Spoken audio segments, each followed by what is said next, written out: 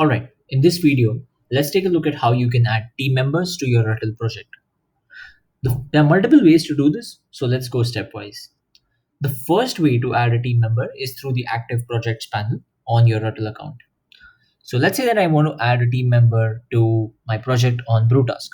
I will simply hover over it, and as you can see, there is a share button located just besides the archive button.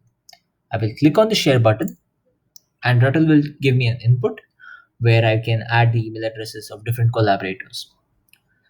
So let's say that I want to add my project manager Rishabh to this project. So I will add his email address. I can even set the permissions on his account right over here. I can provide him with the permissions to view the project or to comment on the project, or he can get the access to fully edit the project. So I will give him the full access and I will just press send invite. That's it. Rishabh will now have received a mail from Ruttl asking him to join on this project. The second way to do this is to go inside the View Project panel.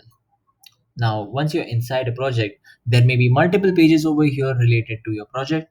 You can simply click on the share button on the top right corner, and Ruttl will give you the exact same pop up to add the email addresses.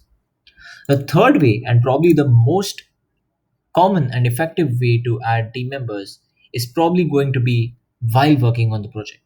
We've added the ability to add team members right while you're working on Ruttl so that you don't have to exit outside the platform.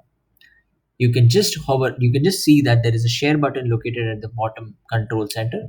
Just click on it, add the email address, set the permissions, send invite, and that's it. You can start working with your collaborators right off the bat. Thanks, and I'll see you in the next one.